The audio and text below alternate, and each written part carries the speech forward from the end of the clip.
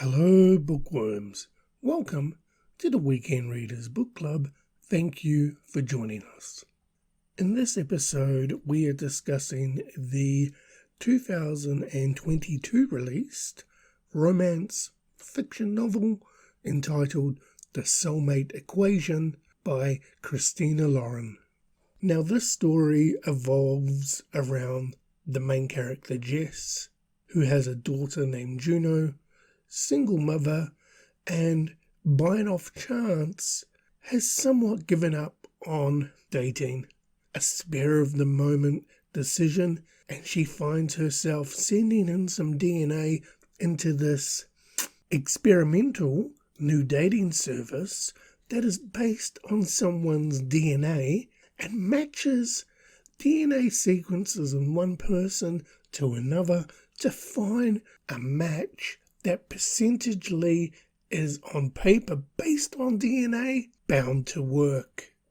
The only issue she finds is that the gentleman that she has been matched to is a gentleman she's already met who seems to be really stuck up, and their interactions to date have not been anything to write home about.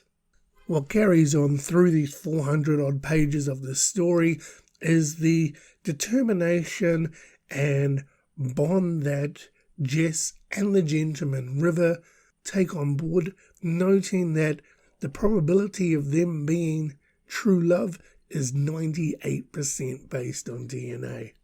What carries on is their development, also the development between Jess, River, and the daughter Juno, and also taking on board Jess's best friend, Fizz, and also Jess's grandparents.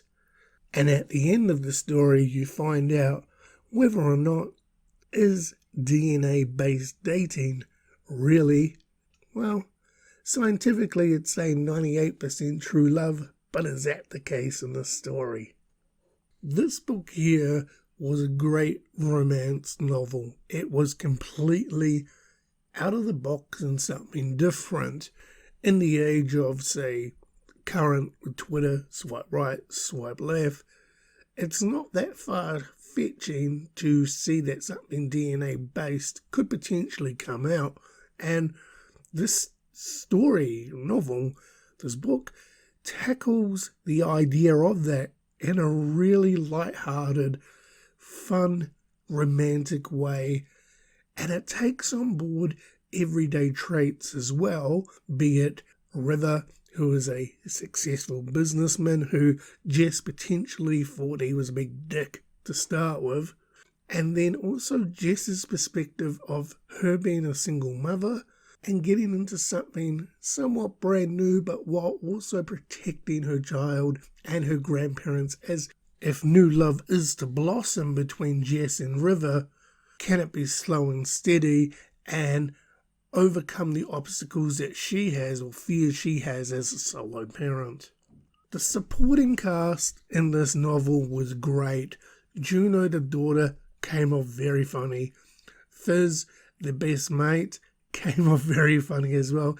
And the grandparents pop up here and there in the story, and it gives a light-hearted approach to family, put it that way. And it was really interesting to see how this story blossomed out from where you are, say, in the first 30 pages to where you are completing the book.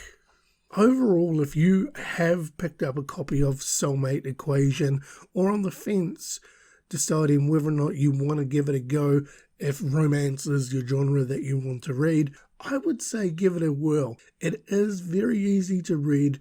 The characters were great, support characters were great, and the story did flow. Every ups and downs through the story, but they all had valid reasons, and it's not out of the realm that this would be, i.e. real life. What I didn't like about this book is absolutely nothing. I really enjoyed this story. It was a very great, yes, it's classed as a romance novel, but it didn't come across as a mushy romance novel. It was somewhat of a new age romance novel where it just came across as a whole lot of fun, and the story was very well written. As I said in the last episode, Christina Lauren are actually two people. Two ladies, best friends I believe, and it'd be interesting to see what part each wrote. However, the story just flowed no matter what, so it was very, very, very entertaining read. So the question is, noting that I absolutely love this book and I enjoyed the read, will this book be going onto my bookshelf? Unfortunately, the answer is no.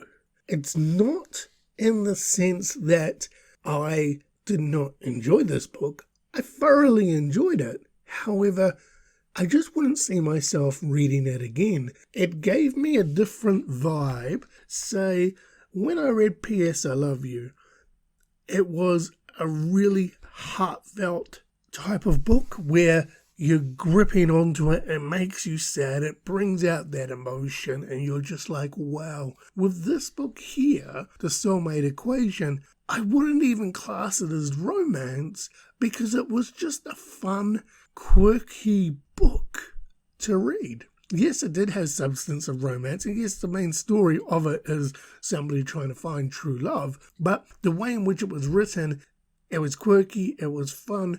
I'm glad I've read it, but unfortunately it's just a book I wouldn't go back to reread, unfortunately. So that there was my review of The Soulmate Equation by Christina Lauren. And as is a custom here on the Weekend Readers Book Club, as one book closes, another book has to open. So it is now time to find out what the next read for the Weekend Readers Book Club is. And we can confirm, Bookworms, that the next read is Artemis by Andy Weir. This book I picked up on a whim because it was Andy Weir and I understood that he had done, I believe it's Martian? I may be wrong there. And another book which was highly rated on Goodreads. I found this book and I was like, you know what, I'm going to give this a go. So, Artemis by Andy Weir, you are the next book for us to read on the Weekend Readers Book Club.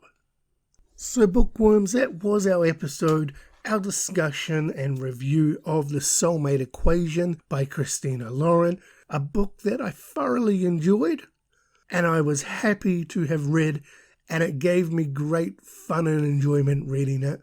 So again, if you're looking for something a bit quirky in your romance category, I would suggest give it a whirl, because it's a lot of fun.